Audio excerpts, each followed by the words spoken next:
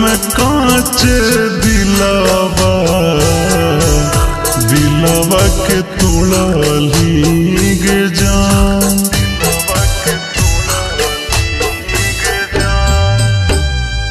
दोसरा साथ बनाबो खिलावा दिलावा के तोड़ली गे जान।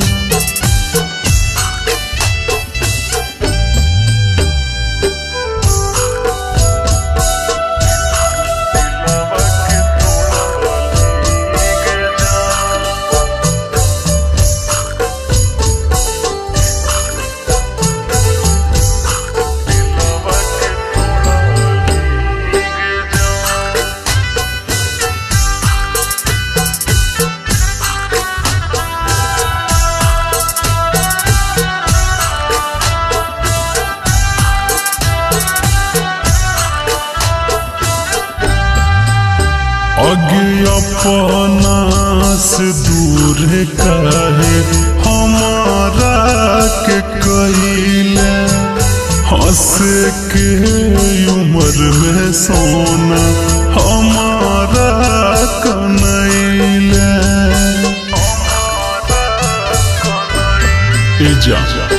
अपना से दूर काहे हमारा के कइले, हंस के उम्र में सोना हमारा कनैले।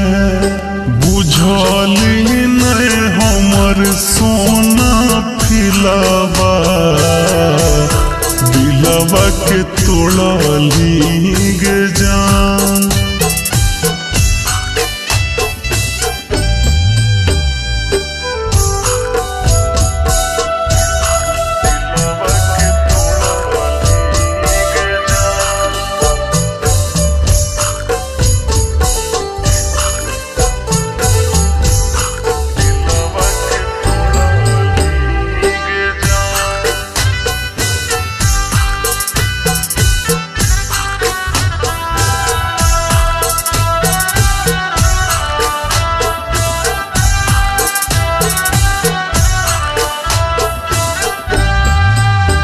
आगे हमारा पे हरदम लूटबल जानवा, आज कैसे बनलो पर भकर दुश्मनवा।